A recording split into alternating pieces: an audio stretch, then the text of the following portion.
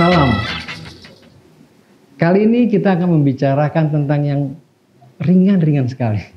Sangat ringan karena ini kaitannya dengan kehidupan sehari-hari dan ini adalah masukan dari penonton celotehan hack. Ada yang bertanya misalnya, ini ada fenomena misalnya kira-kira bisa nggak sih masalah ekonomi itu diterapkan dalam kehidupan seperti berpacaran? Contohnya itu adalah kira-kira kalau kita harus jadian, ini yang nyampain cewek ya. Kalau harus jadian dengan cowok, itu kira-kira kapan tepatnya? Apakah ketika cowok itu dalam proses atau ketika cowok itu memang sudah jadi atau sudah mapan? Katakanlah memang satu dalam proses sedang mencari kerja atau ketika dia sudah bekerja. Nah, supaya relevan gitu ya, kita akan membahas ini bareng-bareng dengan Anggi Putri. Gue suka lupa nama lengkap itu ya. Anggia Putri. Ya. Ya. Supaya relevan. Supaya relevan, kita akan membincangkan ini atau mencelotehkan ini dengan Anggia Putri Nadira. Gak apa Anggia aja kali Pak. Iya. Oh ya nanti ada ininya ya. April 3, 2, action. Supaya relevan, kita akan mendengarkan suara Anggia Putri. Anggia ini adalah mahasiswi BSI, jurusan akuntansi, dan kebetulan saat ini juga bekerja di sebuah bank swasta nasional. Halo Gi. Halo Pak. Gimana Gi? Emang betul Gi ya? Jadi kadang-kadang tuh ada misalnya orang-orang di angkatan kamu tuh masih berpikirkan sampai sudah memperhitungkan kira-kira kapan ya tepatnya gue jadian gitu ya. Sebenarnya lebih jadi kepertimbangan kali ya Pak. Maksudnya ya kalau saat ini kalau dipikir-pikir gimana ya mau milih yang udah mapan atau kita sama-sama bangun bareng-bareng ya kayak gitu. Itu emang sebenarnya jadi pertimbangan sih Pak untuk kalangan aku pribadi. Bahkan dari sudut aku pribadi pun kayak gitu, kita berpikir gimana ya baiknya tuh yang mana sih yang benar gitu. Maksudnya apakah kita lebih efisien kita sama-sama dari nol ataukah nunggu mapan dulu udah ada tabungan kita tinggal lanjut tabungan kayak gitu. Apa sih yang dikhawatirkan Gi kalau misalnya jadian itu ketika sama-sama dalam proses? Yang dikhawatirkan tuh apa? Ini ambil contoh aja ya Pak. Mungkin gini, misalnya ketika kita pacaran nih, kita dalam proses, kemudian kita mau lanjut ke jenjang yang lebih serius, kita prepare, kita belilah rumah untuk tempat tinggal, cicilan rumah. Nah itu kan masih dalam posisi status berpacaran, belum resmi. Kita nggak akan ada yang tahu ketika nanti ke depannya, entah kita putus, atau kita ada masalah, problem apa, selingkuh atau apa. Nah itu yang mungkin jadi permasalahan nanti. Rumah itu yang udah kita cicil bareng-bareng. Atau ada nggak kekhawatiran misalnya kalau dalam proses, jangan-jangan ntar kalau dia udah jadi, prosesnya bareng sama gue, begitu udah jadi ketemunya sama yang lain. Ketemunya sama yang lain gitu ya. Itu bisa jadi, iya. Itu jadi bisa ada kekhawatiran gitu ada ya. dong Pak kalau kayak gitu. Ini sebenarnya ini Gia, ini bisa loh kita lihat secara ekonomi. Gitu. Jadi ekonomi itu gak semata-mata ngomongin tentang keuangan negara apa segala macam. Ini persoalan kehidupan ini bisa kita analogikan dalam masalah ekonomi. Kalau kita asumsikan nih, kita asumsikan bahwa hubungan kita, hubungan kamu misalnya dengan cowok gitu ya, dengan pacar kamu itu atau calon pacar, itu kita asumsikan sebagai investasi. Artinya apa? Investasi dan pacaran itu sama-sama punya risiko. Investasi ada potensi risikonya itu adalah bahwa investasinya gagal. Pacaran itu juga ada potensi pacarannya gagal, artinya putus. Iya, betul. Nah, jadi yang paling penting adalah karena kita tahu dua-duanya ini punya resiko, ya justru yang paling penting itu adalah bagaimana kita memanage risiko yang ada. Jadi artinya kita sudah bisa menghitung, ini ada potensi risiko ini ada potensi risiko itu, makanya kita harus mengelola sejak dini. Tapi jangan plek-ketiplek prinsip investasi kemudian diterapkan di dalam berpacaran. Kan prinsip investasi itu jangan taruh telur dalam satu keranjang. Jadi artinya kita taruh di 2 atau 3 keranjang. Kalau ini diterapkan plek-ketiplek, jangan pacaran sama satu orang, bisa 2, bisa 3, kan kacau. Nah, enggak semuanya gitu. Tapi yang prinsipnya adalah bahwa investasi ada risiko, di sini ada risiko, bagaimana kita mengelola risiko itu gitu. Jadi kan semuanya tergantung pada kita gitu. Ya kalau sebenarnya balik lagi ya Pak, kalau aku di sisi perempuan pun kadang kan yang nggak tahu ya, ada aja rasa itu, balik lagi rasa khawatir, udah ditemenin nih dari nol, nanti ketemu sama yang lain gitu. Kita nggak ada yang tahu kan, nggak. Maksudnya itu yang menjadi rasa khawatir ketika kita jadian sama-sama dalam proses, mungkin seperti itu. Nah tapi balik lagi maksudnya semua mungkin ada plus minusnya ya. Ketika kita ketemu sudah mapan gitu, nanti bisa aja ya kan ini uang uang hasil sendiri gitu. Kita nggak ada yang tahu. Tapi kan gini ya, ini kita cuma soal analogi ya. Jadi bukannya kita ngomongin moral. Ini kita punya, katakanlah kau punya anjing nggak di rumah? Kucing ya. Katakanlah ada orang anabul nih ya, dia pelihara anak anjing, kemudian anak anjing ini belum jadi. Kemudian ada anak anjing yang sudah well trained. Jadi sudah terlatih dengan baik, bisa disuruh begini, suruh begitu, bahkan disuruh bisa ambil minum misalnya gitu ya. Mana yang lebih mahal Gi? Yang udah terlatih. Yang udah terlatih. Sama burung kicau. Ada bibit gitu ya, masih bibit, kemudian dengan burung yang sudah sadis siap diadu. Ini kan pasti pasti lebih mahal ini. Nah, sama dengan ketika kalau kita kamu berpikir bahwa ini gue masih dalam proses jadiin atau nanti setelah dia jadi. Setelah dia jadi cowoknya itu, maka value-nya dia itu akan lebih besar. Kalau kita ibaratkan tadi, lalu kenapa? Dan kemudian dia akan mencari, mungkin punya standar, ya mungkin lebih tuh. Dulu standarnya cuma ada 1, 2, 3, begitu dia udah jadi, standarnya bisa jadi 1, 2, 3, 5, 7. Lalu pertanyaannya, aja dari awal ya, Pak.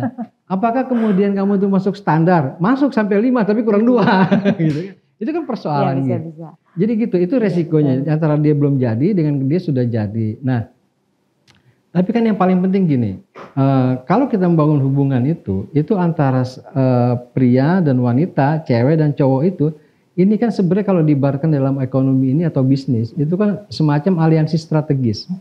Jadi aliansi strategis menggabungkan 2 resource, jadi 2 sumber daya dari 2 orang ini, itu kemudian untuk memproduksi sesuatu. Nah, untuk produksi sesuatu itu maksudnya adalah untuk mencapai tujuan sesuatu. Nah, kira-kira kan gitu. Aliansi strategis itu banyak contohnya deh ya. Soal aliansi strategis. Misalnya katakanlah kita ambil contoh yang paling gampang. Misalnya ini sekedar sebut aja ya. Toko buku misalnya gitu ya. Ada toko buku Gramedia. Dia punya jaringan se-Indonesia misalnya gitu ya. Saya memproduksi vas bunga. Loh, kan saya bisa beraliansi dengan Gramedia, atau kita kemudian untuk mendistribusikan produk saya, atau kita lihat aliansi strategisnya di mobil itu ada misalnya Toyota sama Daihatsu, lahirlah yang namanya Avanza sama Xenia gitu kan. Nah yang kayak gitu-gitu, itu kan sebenarnya intinya adalah menggabungkan 2 resource, jadi 2 yang sehingga menjadi satu kekuatan untuk mencapai tujuan. Sama dengan hubungan itu gitu. Ini belum jadi yang cowok, kamu juga belum jadi misalnya gitu ya. Nah kemudian kalian bergabung, ini punya kelebihan 3, ini punya kelebihan 3, maka kelebihannya akan menjadi 5. Setidak-tidaknya berkurang 1 lah jadi 5. Nah kalau 5 ini akan menjadi powernya jauh lebih kuat. Nah itu ya Pak, kadang di suatu hubungan nggak seimbang, karena pasti ada salah satu yang lebih dominan. Nah itu bagaimana? Nah ini banyak loh yang kayak gitu tuh. Nah, kalau menurut saya ya, kalau kita membicarakan dalam konsep ekonomi, kalau yang namanya dominan, ada satu yang lebih dominan, itu namanya bukan aliansi strategis. Atau kalau konsep yang lebih jauh, bukan namanya merger. Kalau merger itu kan kita dalam posisi seimbang. Kalau tidak seimbang kan enggak ini. Nah, itu yang kamu sebut barusan, itu konsepnya akuisisi. Akuisisi itu adalah perpindahan modal dan aset. Jadi misalnya saya lebih dominan. Dominan itu dalam artian saya mengatur kehidupan kamu gitu. Nah itu artinya saya mengakuisisi kamu dan itu nggak sehat. Kalau yang namanya akuisisi itu nggak imbang. Misalnya saya ini punya perusahaan otomotif. Saya mengakuisisi perusahaan baut. Begitu saya akuisisi, karena saya udah punya resource, karyawannya saya pecat aja semua, PHK. Asetnya sama modalnya udah berpindah ke saya kan. Nah itu sama dengan ketika orang berhubungan. Kalau modelnya konsep kayak tadi kayak kamu gitu, itu adalah asetnya sudah berpindah tuh ke yang cowok misalnya gitu ya. Entah itu cowok atau cewek yang dominan gitu ya. Jadi berpindah ke satu pihak. Karena sudah berpindah ke satu pihak, maka pihak yang lainnya itu dikuasai. Nah itu sebenarnya yang bermasalah. Jadi ada ketidakseimbangan. Nah ketidakseimbangan inilah yang tidak sehat.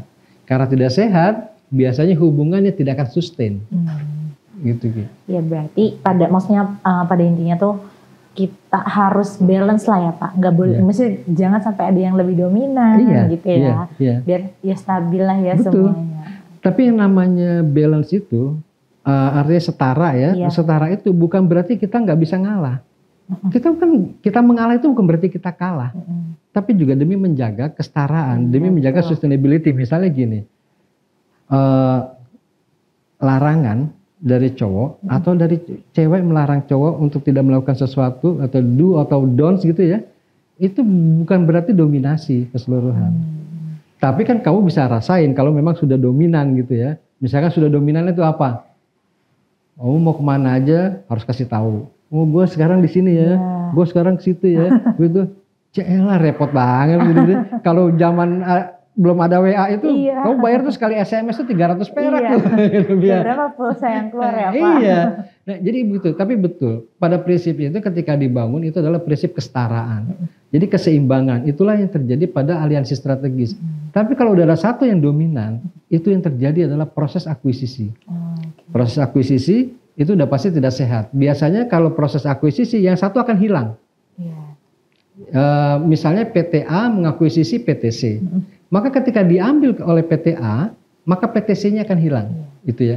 Nah itu kalau dalam konteks hubungan, kalau cowok yang kemudian mengakuisisi cewek tadi lebih dominan, maka jati diri yang cewek itu hilang. Nah ketika itu hilang, kemungkinannya ada dua, terjadinya pemberontakan atau ketergantungan yang sangat dalam.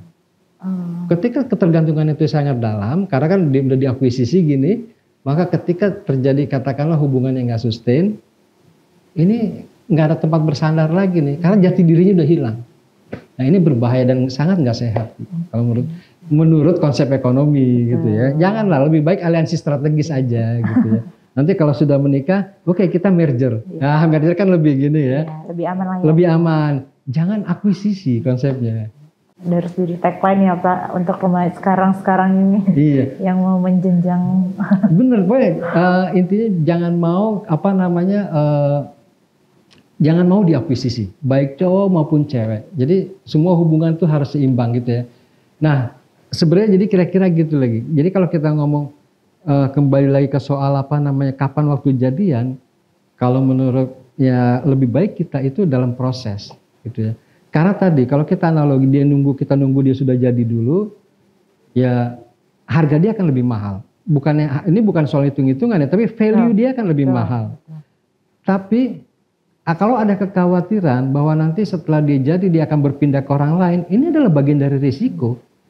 Sepanjang kita bisa mengelolanya dengan baik, mungkin kemungkinan terburuk itu mungkin bisa jadi nggak terjadi gitu loh. Itu bagaimana kita mengelola hubungan aja, makanya hubungan kesetaraan, jadi artinya yang cowok juga mandiri, yang cewek juga mandiri, itu kemudian harus tetap dijaga. Jangan sampai kemudian begitu baru pacaran aja, yang cewek jadi dirinya yang cowok, atau yang cowok jadi dirinya yang cewek. Wah ini udah gak sehat gitu ya.